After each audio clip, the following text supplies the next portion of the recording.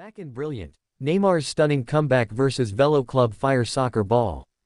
The stadium didn't roar when he first touched the ball.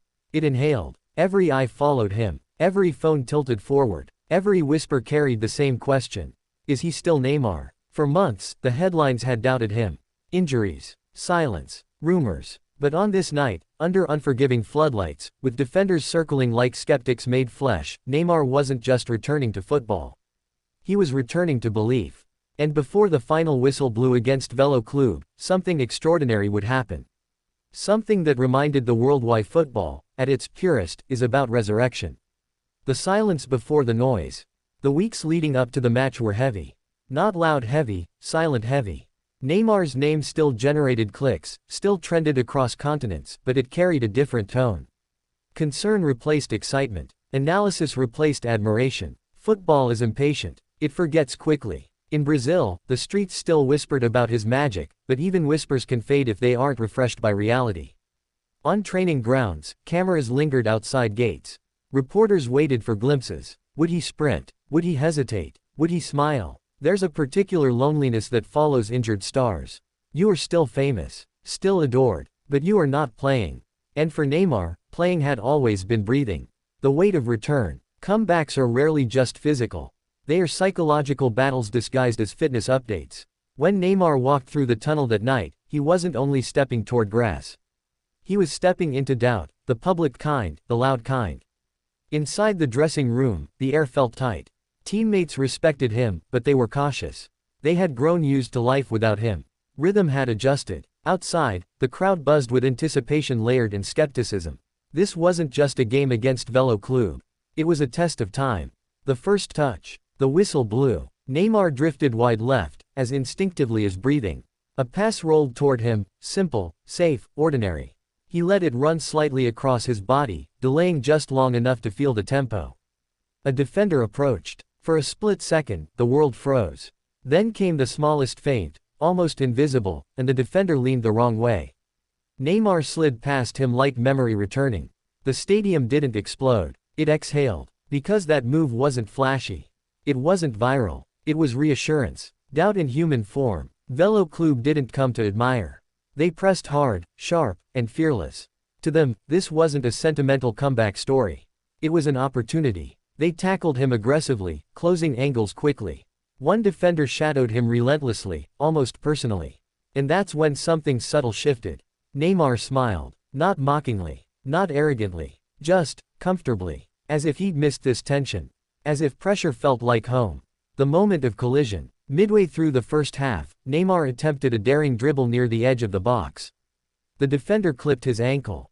He fell. Gasps. Memories flashed in every mind. He stayed down for a second longer than usual. The referee waved play on. The stadium murmured anxiously. Then he rose. No theatrics. No protest. Just a small nod to himself. That moment wasn't about resilience for the cameras. It was about proving something internally. He wasn't fragile. The goal that changed the air. The breakthrough came quietly. A quick exchange near midfield. A diagonal run unnoticed by most. Neymar drifted between defenders, reading space like a sentence half-written. The ball arrived at his feet. He didn't rush. The goalkeeper advanced. Time slowed. A gentle chip. Not powerful. Not aggressive. Just perfectly weighted. The net rippled. For half a second, silence. Then eruption. Not because it was spectacular, but because it was him. That delicate confidence. That unforced elegance. Neymar didn't sprint to the corner flag. He didn't pound his chest. He stood still, closed his eyes briefly, and let the sound wash over him. He wasn't celebrating the goal. He was celebrating the return. The crowd transformed. The mood in the stadium shifted entirely. Where there had been doubt, there was now warmth. Children in the stands mimicked his movement. Grown men who had criticized him weeks before found themselves cheering uncontrollably. Football has a way of forgiving when magic returns. And in that moment, Neymar wasn't a headline. He was joy. Velo's resistance. But stories worth telling are never simple. Velo Club refused to fold. They equalized through relentless pressing and a deflected strike that wrong-footed the keeper. The stadium fell uneasy again.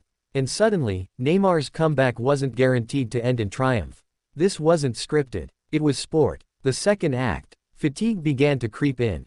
Neymar's run shortened slightly. His breathing grew heavier. Whispers began again. Is he ready for 90 minutes? He heard none of it. He focused on rhythm, on timing, on feeling. In the 78th minute, he received the ball near the touchline, back to goal. Two defenders closed in. Old Neymar might have tried something outrageous immediately. This Neymar waited. He rolled the ball gently backward, drew them closer, then split them with a nutmeg so clean it felt rehearsed by destiny. The stadium lost its mind. He wasn't just back. He was brilliant. The winning moment. The decisive goal came not from spectacle, but from intelligence. A corner kick. Chaos in the box. Bodies colliding. The ball bounced awkwardly near the penalty spot. Neymar didn't blast it. He placed it. Low. Precise. Inevitable. The net rippled again. This time, the roar felt different. It wasn't relief. It was recognition. Recognition that talent, when paired with patience, becomes something enduring. The final whistle. When the referee ended the match, Neymar stood still for a moment. Teammates surrounded him. The crowd chanted his name. But he looked upward briefly, not dramatically, just thoughtfully. Comebacks are rarely about proving critics wrong. They're about proving doubt temporary. After the applause, in the mixed zone, microphones waited. Questions about injuries, about pressure, about future plans. Neymar answered calmly, softly. He didn't speak of revenge. He didn't speak of redemption. He spoke of love for the game. And that's what the night had truly been about. Not headlines, not narratives, just a footballer rediscovering rhythm under floodlights. Why it mattered. Years from now, statistics may blur.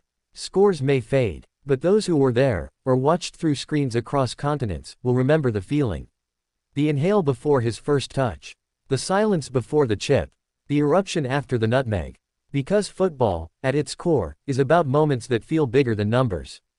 And on that night against Velo Club, Neymar didn't just return to the pitch.